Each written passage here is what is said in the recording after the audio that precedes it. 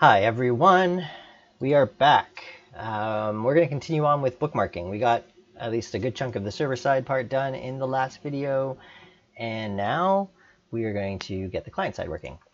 I did want to address, there's a couple comments on YouTube about why we're doing it this way, which is storing it on the user me endpoint, essentially a list of the bookmarks, as opposed to kind of like dynamically updating the venue endpoint to include is bookmarked or not. My reasoning for that, and this is the way I do it I've done on quite a few projects, is we want things like the list endpoints, especially like the venue endpoint, which is going to probably, I mean, if this app is at all successful, it's going to be hit a lot by non-logged in users, by logged in users, all that kind of stuff. So as soon as we decide an endpoint is going to be dynamic based on a user, we run into a problem where we can't really cache it anymore because it's going to be a different data. So rather than that, we want to store it using the me endpoint, which is an endpoint that we're never going to cache because we always want it to be live and up to date with that particular user. We'll store that. And all we're going to be returning back really are the IDs. That's at least the most important thing, which is something we can optimize if we need to. We could in the future also decide, like, let's say, oh, this endpoint, there's so many bookmarks for someone. We could make a separate endpoint for that. There's ways to do in the future to make it more optimal. But I do like this approach because it will allow us just to cache all these list endpoints, and they're not really like user specific. It doesn't matter who you are. The data will be the same. Okay, so let's get into this. This is the front end. What do we have here? So in our backend, we created this new endpoint called bookmark in the last video, which is going to make sure they're logged in and get that user. And if so, we're going to create a venue bookmark, which venue bookmark is a relationship between a venue and a user with a little bit of metadata in between in the join table or in the junction table, as it is called in Serverpod. We also can pass in a true or false, or we actually have to also use this same endpoint to unbookmark. And when you unbookmark, it's basically doing a delete. So that's where we're at on the back end. And then on the front end, all we kind of did was make sure that our me endpoint, because if we actually look here at our user endpoint, we are including, when we do the me, we are including the venue bookmarks within there. So getting that is enough to make stuff work. So let's see, we have our user. And then we've added this bookmark button, and frankly, I don't remember if we've done anything to it yet, but let's take a look. This must be on the venue detail component. Let's look for the word favorite. Yeah. Oh, we do. Okay, so we do have actually the ability to bookmark it. That's great, but this will have to change because it needs to be based on whether they have bookmarked it or not. So let us figure out how we want to do this. First things first, this button we're going to probably use in multiple places. So we're going to extract this widget. So we'll just do an extract widget, and we'll call this venue bookmark. I'm going to call it button, even though it's kind of an icon. And the reason is we might want to eventually allow passing in a couple different styles to it, like whether it should be presented as a button or not, or a icon, or that kind of thing. Okay, cool. So we have that. We're going to move this to its own file.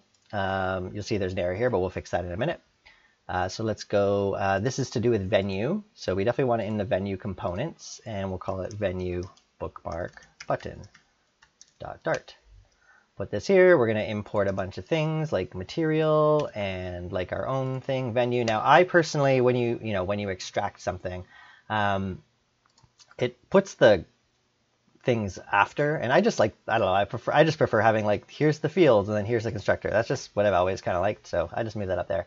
Now in order to get access to this, we need to make this into a consumer widget.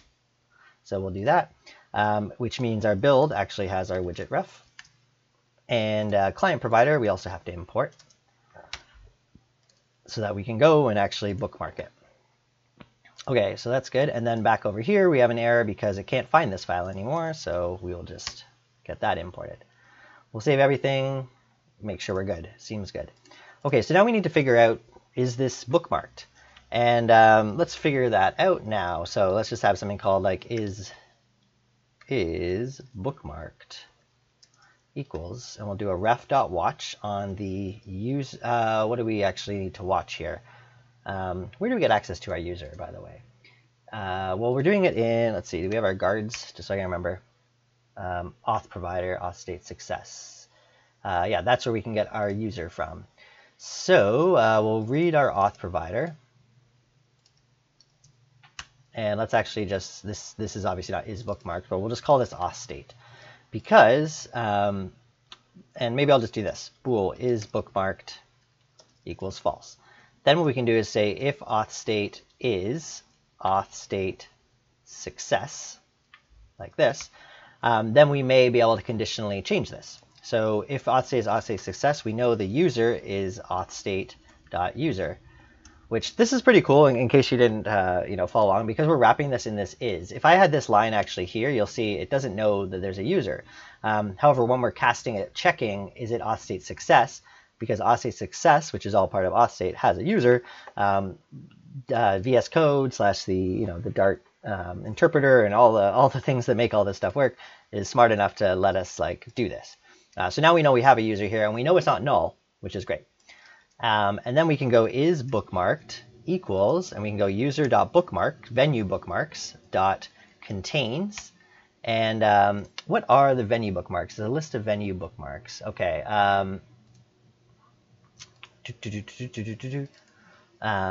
Because what we really want, so we want to check if it has this venue in it. So let's actually, this might be a fun time to use an extension, which I don't think is, have we even done anything with extensions yet? I don't think so. Oh, we do have one extension, our humanize stuff. Okay, cool. But we haven't done an extension. This is something specifically with Serverpod that I like to do, because we can't really make our own custom, like normally if you're using something like Freeze, you can create your own getters and setters and custom functions and all this kind of stuff. But we don't really have a Flutter client-side version of the model that we can actually edit. So that's where extensions come in. And what we can do is we can go into, we have to find where our user is, which will be here, user. So we have our user rows, that kind of things. I'm just going to make something called extensions.dart. And we'll just do class user extension on user and make sure we're getting the right user. This should be the Serverpod thing right here. Yeah. And missing concrete. Oh yeah, wait, there. How do I do this again? Is it? Oh no, right. I wrote the word class. It should be extension, I think. Wait, I don't know how to spell extension. There we go. So what this allows us to do is create kind of additional functionality on top of the user object. So what we could, for instance, do is have a list of int, as an example, called bookmark venue bookmark IDs. Okay, and this can actually be a getter because we're not going to be needing to pass anything in. So we'll do that. And here, what we can do is we can actually return our user dot. So you can use this if you want, .venue bookmark IDs, but technically this is not required. So we'll do that. Oh, sorry, I did the wrong thing. Venue bookmarks dot. And then what am I trying to do here? I'm trying to get. So we want to map through all of these. And so in each item, we would have essentially we'll call it VB for venue bookmark. And then we go VB.ID. That's what we care about. And then we need to now convert it back to a list. Okay, what's telling us? Oh, because it could be null. So we can go also if venue, I'm having a lot of trouble right now. I think my keyboard's in a weird spot. If venue bookmarks equals null, we'll just return an empty list to conform to this. Then, in this case, we can safely put this here. It's still telling us an issue. Oh, because ID can also technically be null. So we could fix that just by changing it like this. We still need this, though. That is all good. Another thing we could do to make it even safer is we can also go where and then do the same kind of thing. In this case, it would just be ID, where ID does not equal null. We don't really care about null coming through. If if we actually do this in the proper order, I think, so I do the map first, but in this case, it is actually a venue bookmark bookmark.id. So first we'll check if it doesn't equal null, and then we'll map through, and we'll actually cast this to be like a force. We know it's not null at this point, meaning now we can actually return it like this, which is what I prefer here. So that's just a nice little helper now, because now what we can actually do is if user.venue_bookmark_IDs, see, when you use extensions, you also have to import this file for it to get access to it, just like when you're doing stuff in themes and even like in your context for Go router. Okay, so we can go like this, and we can go contains, and then we can pass in the venue.id, like that. Is that, yeah, we're just containing to see if that is there, and we should be good, and then it will, you know, kind of like do its thing. Then here is where we'll use that logic. Now we can also make this, you know, maybe one step better. We can have like venue is bookmarked, which this will return a bool. Now in this case, we'd expect a venue ID to be passed in. We could also like pass in the venue itself, but let's just use the lowest common denominator here. And in this case, we would essentially take this and return it. Now instead of the word user, we just would use this, or we can just omit it completely. And instead of this will be venue ID. Now we will have a small little thing here where if we actually use that, so now we can actually go user venue is bookmarked and pass in the venue.id, but you'll see we have this issue because it's expecting, it's like the venue has to be not null. We can fix that in a couple ways.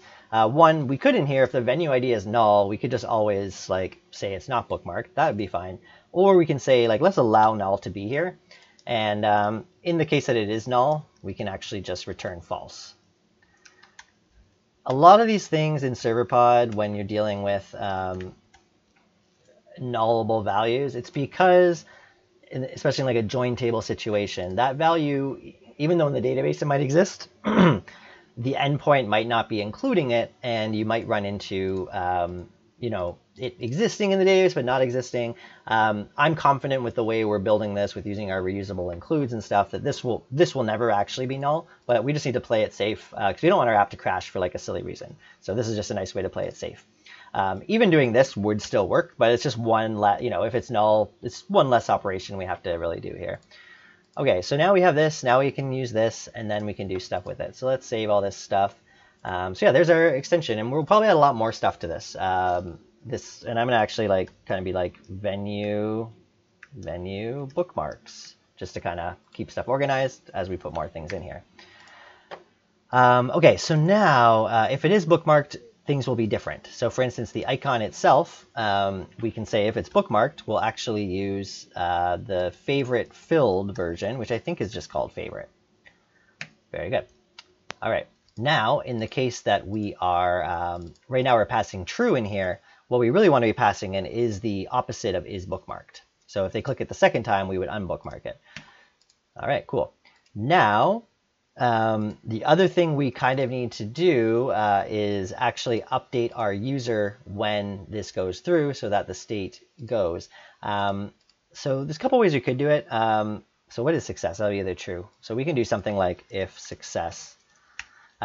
We can then, we're going to try this a few different ways and land on what makes the most sense. But let's just await the ref.read our, is it our user service? User service provider .me. Although, wait, this actually, sorry. Oh, wait, maybe this is the right thing. This is not the right thing. We want to essentially get, oh, it'd be our auth provider, right? Auth provider.notifier. And I don't remember what it's called, but let's just look. We go click through here. We should have something for updating me. We might not actually. Okay. Let's make that then. We'll do it right after our init. So it's going to be a future void. And let's just do refresh. Let's call it like refresh me.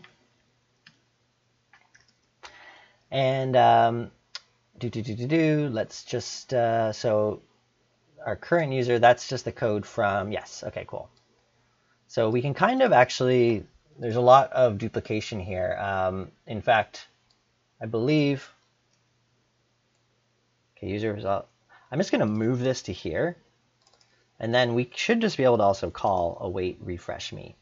Because here we get the current user, and this just this actually isn't even asynchronous. This is just coming from Serverpod's like client side code of like that's storing like the auth information.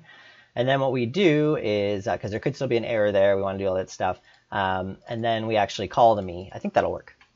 So in that case, let's go back to our bookmark button. And in our auth provider, we can just call refresh me. And not only will this call the API, but it will actually update the state. So let's see if this works. I'm just going to do a full green arrow. Not necessary, but I always feel better doing that. Okay, something happened. So we called this. It looks like it didn't make the. Maybe our success was false. Let's just try that again. Or maybe that's interesting. Okay. Time to dig into what could be going on here. Okay, I realize the ID of our venue bookmark is not actually what we care about. If you remember, a venue bookmark, if we look at this, what we really want to be looking at is the venue bookmark.venue.id, because the ID is just kind of random. It doesn't really mean anything. Okay, so we want to basically do venue bookmark.venue.id, and we can just kind of do that. If the venue's null or that's null, that's fine. And then in here, we want to check where VB or we want to get the venue.id. And we know that venue is also not null at this point because we've already kind of done that check. Okay, that might not have been everything, but that is at least a good start. All right. Okay, so we did a like, and then it's still empty. Okay, let's see what's kind of going on. Well, let's see if Serverpod's throwing any errors. It looks like the things are being called, which is good. So let's go to our database, or sorry, oops, what am I trying to do? dbeaver. Let's actually take a look at what's happening in the database here to get to the bottom of this.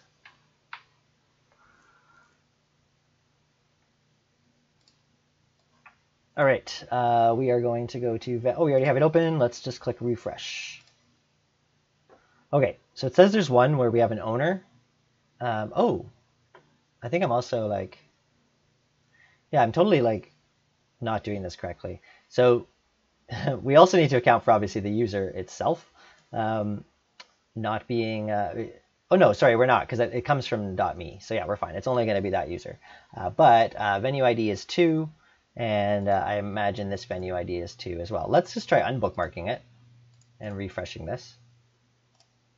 Although that's just going to call it again because it thinks it's bookmarked. Maybe let's delete. How do I delete something in this silly program? Edit. Delete current row. I'm going to delete this venue bookmark. And then how do I actually execute it? Run the query.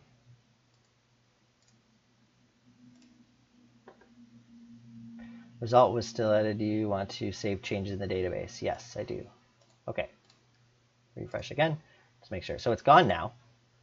Let's figure this out. Harvey's. Click this. In theory, we should have a thing up here now if we refresh. So we are. Cool.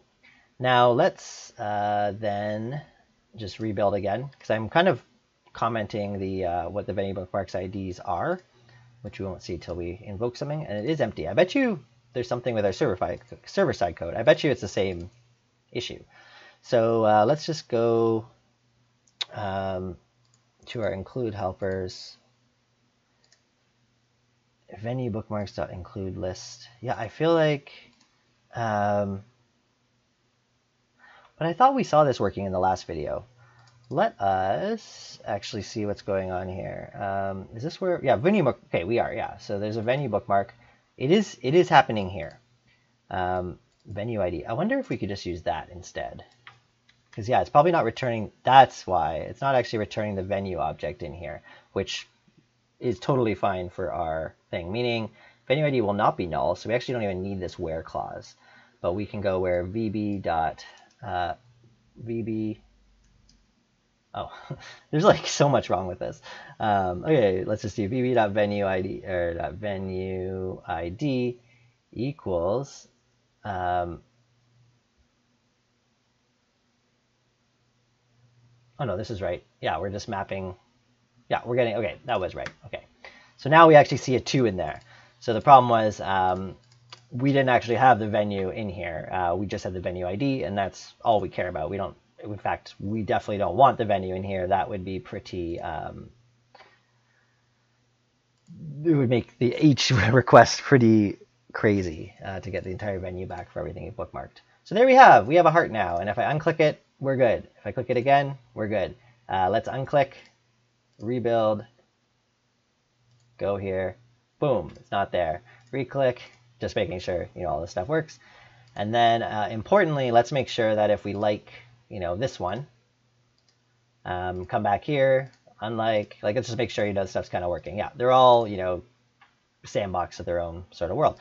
Okay, that's pretty great. I'm going to get rid of this because we only need to refresh me if success worked. Now, one thing we could also do is what's known as, it's like a premature, oh no, there's a cool term for it. It's like optimistic loading, or something like that. And it's the idea that although we can't tell here because we're localhost, technically this heart isn't going to fill until the request comes all the way back and does its cycle. And it's making 2 API calls, right? It's sending it up to do the bookmark, then it's calling the user again. Something we could do is actually kind of just change the state of it right away, assume it's going to work, and then if something goes wrong, kind of set it back. That is something you could definitely do here. It's not something I'm going to worry about now because it would require us to kind of manage our state a little bit differently. We need a way to kind of actually just manually update the user, which we don't really have anything for that yet. But I just wanted to point it out that, you know, it is, especially something like liking and bookmarking, you know, it's probably a good idea to sort of have that so that the tap is like instant, you get the feedback, and then if something goes wrong, you can show a toast and invert it back. So yeah, just wanted to mention that. We're not going to worry about it though. It's these API calls are quick. Lastly, I realize this is for bookmarking, not really favoriting. So we are going to do bookmark. Let's use that, and then we can use, I think there's also a bookmark outline. Bookmark outline. Just so that actually is like, hey, I'm bookmarking this versus liking. And to me, the difference, I mean, conventionally the difference is bookmarking is kind of like more like a private thing. I'm saving this for later. Liking is more like I'm interacting with this, you know, still kind of saving it for later because we'll have like a like list, but it's also to send your love to the user who posted it. So that will definitely be used for things like when we get to actually like our feed, as well as people's comments. We'll be doing something like liking, and it'll be the exact same thing, just a slightly different way of doing it. Okay, cool. Where are we? All right, I think, you know, obviously it's not perfect yet. You know, we're going to have things like a list of all the things you've bookmarked and all that kind of stuff in the future, but I think we're good to move on to the next topic. So I am going to end this video here. I think it's a good spot to end it, and we'll see you in the next one.